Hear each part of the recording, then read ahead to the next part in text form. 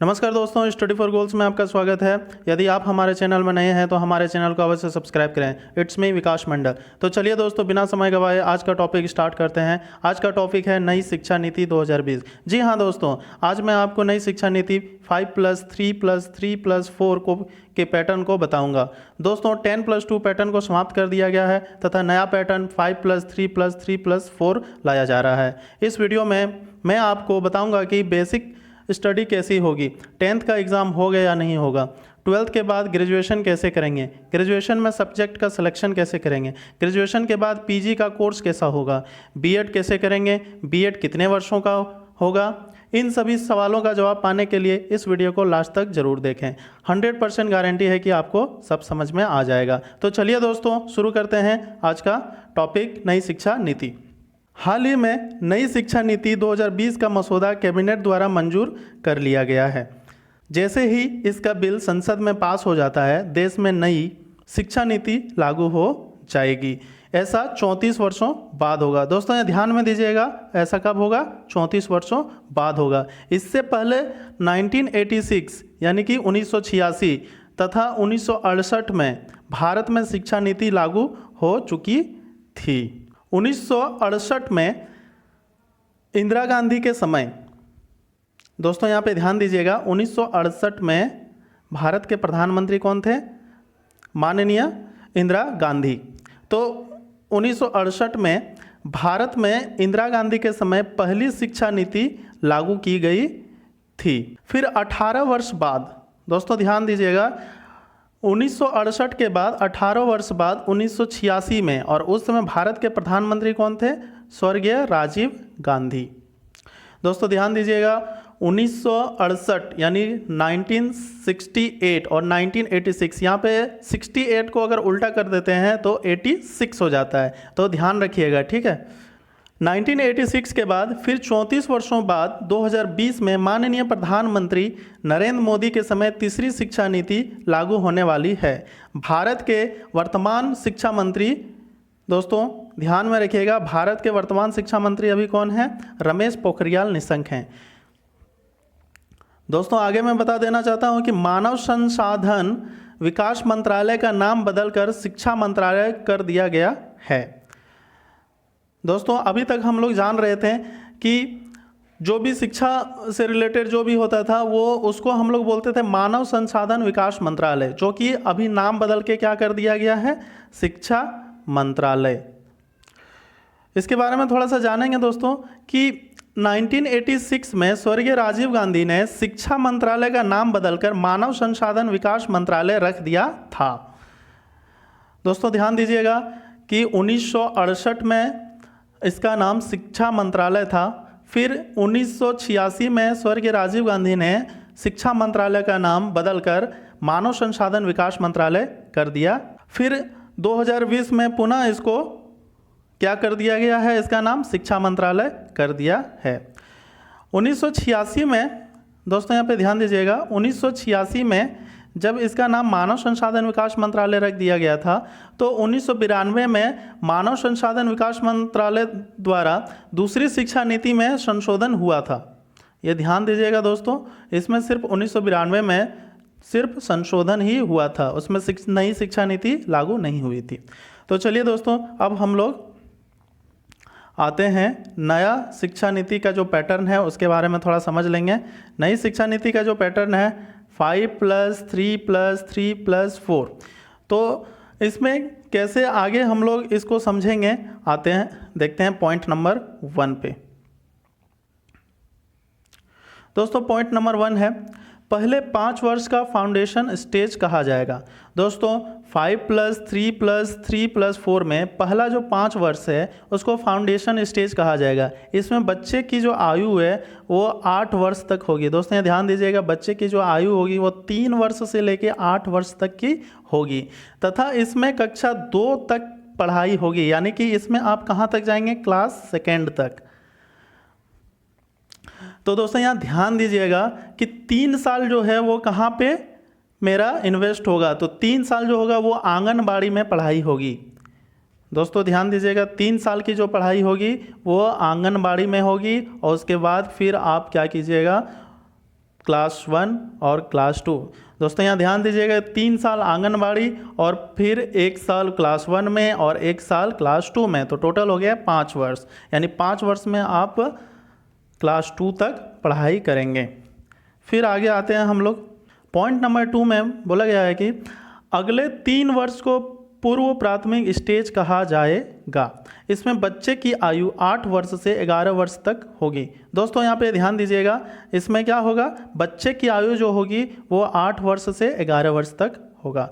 दोस्तों यहाँ पे ध्यान दीजिएगा एक चीज़ ये भी कि आप जब 5 वर्ष कंप्लीट कर लेते हैं तो आप किस में जाते हैं, कक्षा 2 में जाते हैं। फिर अगले 3 वर्ष आप कक्षा 3, 4, 5 यानी कि आप 5वीं कक्षा में जाएंगे, जो कि पूर्व प्राथमिक स्टेज कहा जाएगा। इसमें बच्चे की आयु कितनी होगी, वो होगी 8 वर्ष से 11 वर्ष। तो दोस्तों यहाँ पे ध्यान दीजिएगा कि जो पूर्व प्राथमिक स्टेज होगा उसमें बच्चे की आयु कितनी होगी, 8 वर्ष से 11 वर्ष तक होगी। तथा कक्षा 3 से 5 तक ये जो पढ़ाई होगी वो कहाँ पे होगी, स्कूल में होगी। इसमें अपनी क्षेत्रीय भाषा के साथ साथ हिंदी तथा अंग्रेजी की भी पढ़ाई होगी। दोस्तों यहाँ पे ध्यान दीजिएगा कि जब आप कक्षा 3 में पहुँचेंगे तो इसमें आपको अपना क्षेत्रीय लैंग्वेज पढ़ना जरूरी है। यहाँ पे कंपलसरी है कि आप अपना क्षेत्रीय लैंग्वेज में पढ़ाई भी करेंगे और उसके साथ साथ हिंदी और अंग्रेजी में भी पढ़ाई आप करेंगे। तो यहाँ पे ध्यान दीजिएगा दोस्तों, यहाँ पे 3 लैंग्वेज आ जाता है। आप अपना क्षेत्रीय लैंग्वेज भी पढ़ेंगे और हिंदी और अंग्रेजी भी पढ़ेंगे दोस्तों। तो दोस्तों 5 साल और 3 साल पढ़ने के बाद आप कक्षा 5 में जाते हैं। उसके बाद जो 3 वर्ष का जो कोर्स है, फिर अगले 3 वर्षों को प्रारंभिक स्टेज कहा जाएगा। दोस्तों क्या कहा जाएगा, प्रारंभिक स्टेज कहा जाएगा। इसमें निश्चित पाठ्यक्रम होंगे। दोस्तों यहाँ पे ध्यान दीजिएगा, इसमें जो पाठ्यक्रम होगा वो निश्चित होगा। इसमें कक्षा 6 से लेकर 8 तक पढ़ाई होगी तथा बच्चे की आयु 11 से 14 वर्ष तक होगी। दोस्तों यहाँ पे ध्यान दीजिएगा, कक्षा 6 से लेकर 8 तक पढ़ाई होगी और बच्चे की आयु कितनी होगी, 11 से 14 वर्ष तक होगी। यानी आप जब कक्षा 8 में पहुँचेंगे तो आपकी उम्र कितनी होनी चाहिए, 14 वर्ष होनी चाहिए। इसमें जो है वो निश्चित पाठ्यक्रम के साथ साथ आपको वोकेशनल ट्रेनिंग भी दी जाएगी। दोस्तों यहाँ पे ध्यान दीजिएगा, यहाँ पे आपको निश्चित पाठ्यक्रम पढ़ाने के साथ साथ जो सिलेबस है, जो आपका जो सिलेबस है उसको पढ़ने के साथ साथ आपको एक वोकेशनल ट्रेनिंग भी दी जाएगी और इसमें आपका स्किल डेवलपमेंट कराया जाएगा, जैसे कि कोडिंग, मैकेनिक, प्लम्बरिंग वगैरह ये सब आपको कराया जाएगा। क्योंकि जब आप मैट्रिक पास कीजिएगा तो आपके साथ साथ पढ़ाई के साथ साथ आप में एक हुनर भी होना चाहिए। नई शिक्षा नीति के तहत ये ध्यान में रखा जा रहा है कि आप जब 10th की पढ़ाई के बाद छोड़ देते हैं या फिर 12th की पढ़ाई करने के बाद छोड़ देते हैं पढ़ाई, तो आपके अंदर एक काबिलियत होनी चाहिए और एक हुनर होना चाहिए जो बाद में आपको रोज़गार देने के लिए बहुत ही लाभदायक हो। और दोस्तों ये जो वोकेशनल ट्रेनिंग है ये आपके लिए कंपलसरी रखा गया है। अब दोस्तों आते हैं हम लोग पॉइंट नंबर 4 में। अगले 4 साल को सेकेंडरी स्टेज माना जाएगा। दोस्तों यहाँ पे ध्यान दीजिएगा, हम लोग 5+3+3 यानी कि 5 साल और 3 साल, 8 साल और 3 साल, 11 साल पढ़ने के बाद हम 14 वर्ष की आयु प्राप्त करते हैं और कक्षा 8 में पढ़ते हैं। उसके बाद जो अगला 4 साल है दोस्तों, वो आप क्लास 9 से लेके क्लास 12 तक पढ़ेंगे। यानी क्लास 9, 10th, 11th, 12th यानी कि 4 साल आपकी पढ़ाई होगी। इसमें दोस्तों आपकी उम्र जो होगी वो 14 वर्ष से 18 वर्ष तक होगी तथा आप कक्षा 9 से 12 तक की पढ़ाई होगी। दोस्तों एक चीज़ यहाँ पे ध्यान दीजिएगा, आपको कक्षा 9 में ही अपना सब्जेक्ट चुनना होगा। यदि आपने भौतिकी यानी कि फिजिक्स चुना है और आपको आर्ट्स में भी इंटरेस्ट है, तो आप फिजिक्स यानी कि भौतिकी के साथ साथ आर्ट्स भी पढ़ सकते हैं। मतलब कि इसमें विद्यार्थियों के इंटरेस्ट पे डिपेंड करेगा कि आपको क्या करना है। आप फिजिक्स लिए हैं, सब्जेक्ट को चुने हैं, लेकिन फिर भी दोस्तों आपको अगर म्यूजिक पे इंटरेस्ट है तो आप म्यूजिक भी पढ़ सकते हैं। इसमें ऐसा कोई जोर नहीं डाला गया है कि आप अगर फिजिक्स लिए हैं तो आपको फिजिक्स ही पढ़ना है। दोस्तों यहाँ पे ध्यान दीजिएगा कि आप अगर फिजिक्स लिए हैं और आपको म्यूजिक में भी इंटरेस्ट है तो आप म्यूजिक भी पढ़ सकते हैं, ऐसा कोई कंपलसरी नहीं है कि आपको फिजिक्स ही पढ़ना है। दोस्तों अब हम लोग आते हैं पॉइंट नंबर 5, 10th बोर्ड का एग्ज़ाम। दोस्तों 10th बोर्ड का एग्ज़ाम कैसे होगा और उसका मूल्यांकन कैसे होगा इसके बारे में मैं आपको बताऊंगा। 10th बोर्ड का एग्ज़ाम में नंबर का बंटवारा 3 तरीके से किया जाएगा। दोस्तों ध्यान दीजिएगा, 10th बोर्ड में नंबर का बंटवारा कितने तरीक़ों से किया जाएगा? 3 तरीक़ों से। पहला तरीका खुद के लिए मूल्यांकन। पहला तरीका क्या है? खुद के लिए मूल्यांकन। दूसरा तरीका क्या है? दोस्तों के द्वारा मूल्यांकन। दोस्तों यहाँ पे ध्यान दीजिएगा, पहला तरीका खुद के लिए मूल्यांकन, यानी आप अपना नंबर जो है आप 10 में से कितना नंबर अपने आप को देते हैं, और दूसरा जो है वो दोस्तों के द्वारा मूल्यांकन, यानी कि आपके दोस्त आपको कितने नंबर देते हैं, 10 में से कितने नंबर देंगे। और तीसरा हो गया दोस्तों क्लास परफॉर्मेंस के आधार पर।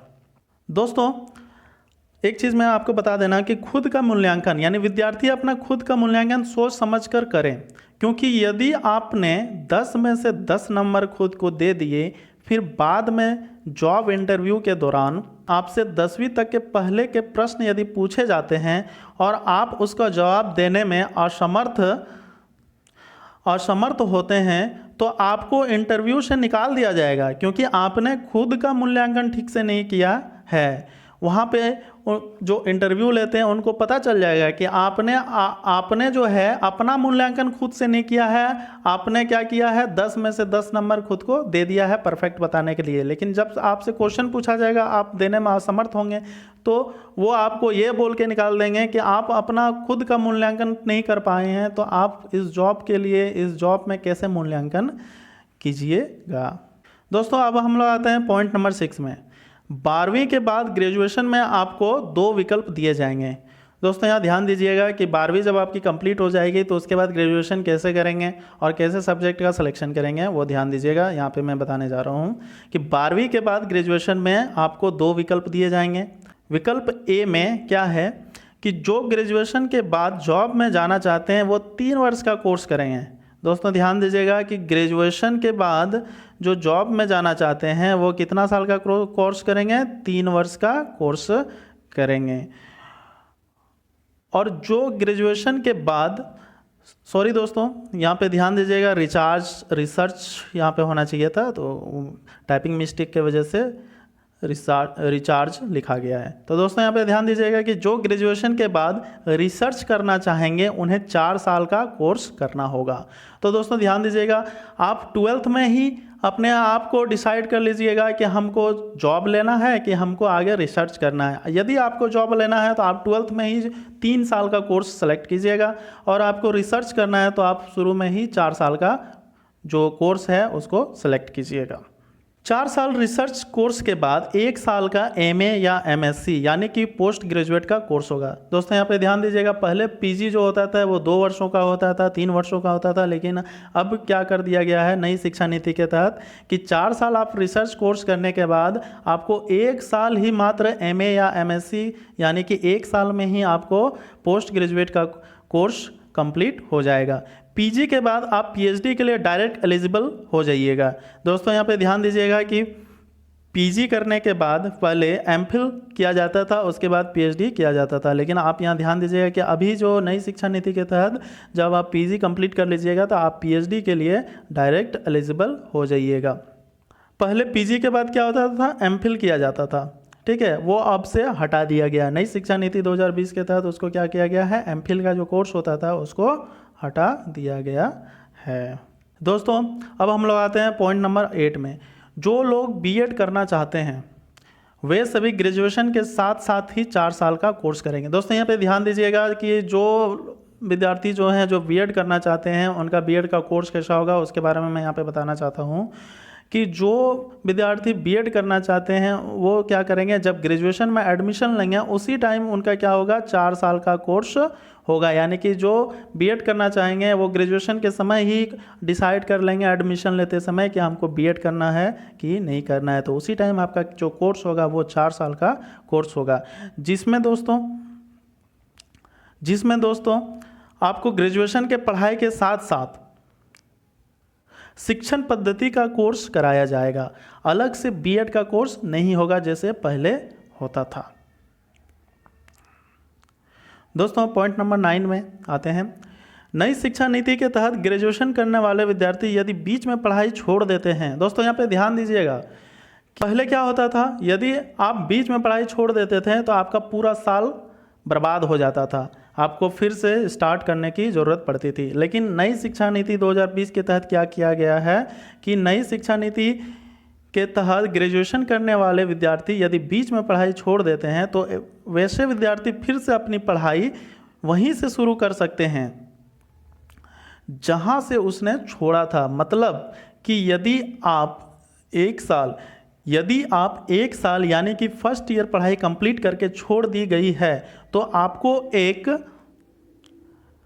सर्टिफिकेट दिया जाएगा। फिर बाद में जब आप पढ़ने के लिए आएंगे तो सेकेंड ईयर पढ़ाई स्टार्ट करेंगे। दोस्तों यहाँ पे ध्यान दीजिएगा कि यदि आपने एक साल पढ़ाई कंप्लीट की और उसके बाद आप किसी भी कारणवश आपकी पढ़ाई छूट जाती है तो आपको एक सर्टिफिकेट दिया जाएगा, और जब आपको बाद में पढ़ने की इच्छा हो तो आप वो सर्टिफिकेट को वहाँ पे कॉलेज में दिखाएंगे तो आपको सेकेंड ईयर में एडमिशन दिया जाएगा। अब दोस्तों यदि अगर सेकेंड ईयर की पढ़ाई कंप्लीट करके अगर छोड़ देते हैं तो क्या होगा, तो दोस्तों बताते हैं कि यदि आपने सेकेंड ईयर कंप्लीट करके छोड़ देते हैं तो आपको डिप्लोमा की डिग्री दी जाएगी। दोस्तों ध्यान दीजिएगा, यदि आप सेकेंड ईयर कंप्लीट करके छोड़ते हैं तो आपको डिप्लोमा की डिग्री दी जाएगी, आपको डिप्लोमा धारक कहा जाएगा। दोस्तों यहाँ ध्यान दीजिएगा कि अगर फर्स्ट ईयर कंप्लीट करके छोड़ते हैं तो आपको एक सर्टिफिकेट दिया जाएगा, और सेकेंड ईयर कंप्लीट करके छोड़ते हैं तो आपको डिप्लोमा की डिग्री दी जाएगी। आप अगर सेकेंड ईयर में छोड़ते हैं तो आप ये नहीं कहेंगे कि मैंने सेकेंड ईयर में छोड़ दिया, आप ये कहेंगे कि मैं डिप्लोमा धारक हूँ। और यदि फिर बाद में आपको अगर पढ़ने की इच्छा हुई तो आप थर्ड ईयर में डायरेक्ट एडमिशन लीजिएगा कॉलेज में। तो दोस्तों अभी तक आपने देखा कि जो भी नई शिक्षा नीति के तहत जो भी चेंजिंग आया है, जो भी परिवर्तन आया है, ठीक है, उसके बारे में मैं आपको यहाँ पे डिटेल से बता चुका हूँ। अब देखिए दोस्तों नोट में क्या है कि नई शिक्षा नीति का जो मूल उद्देश्य है वो विद्यार्थियों का सर्वांगीण विकास करना है। दोस्तों यहाँ पे ध्यान दीजिएगा कि नई शिक्षा नीति जो है वो ऐसे ही लागू नहीं कर दी गई है कि उनको रात में सपना आया और कि चलो नई शिक्षा नीति लागू कर देते हैं। दोस्तों मैं आपको बता देना चाहता हूँ कि नई शिक्षा नीति लागू करने के लिए 2016 से ही कार्यरत थे। नई शिक्षा नीति जो है उसमें दोस्तों इसको बनाने के लिए 2 लाख लोगों की सलाह ली गई है। कितनी ली गई है दोस्तों? 2 लाख लोगों की सलाह ली गई है, तथा 2016 से ही लोग इसको बनाने के लिए कार्यरत थे। अर्थात दोस्तों नई शिक्षा नीति लागू करने के लिए इनको 4 साल का समय लगा। दोस्तों कितना वर्ष का समय लगा? 4 वर्ष का समय लगा। ध्यान दीजिएगा दोस्तों, कितने वर्षों का समय लगा? 4 वर्षों का। तो दोस्तों अगर आपको वीडियो अच्छा लगा हो तो वीडियो को लाइक करें तथा ज़्यादा से ज़्यादा शेयर करें। यदि आप क्विज़ में इंटरेस्ट रखते हैं तो आप हमारे Telegram channel study for goals से जुड़ सकते हैं। यहाँ आपको प्रत्येक दिन का झारखंड का डेली करंट अफेयर्स भी मिल जाएगा तथा सभी टॉपिक का PDF भी मिल जाएगा।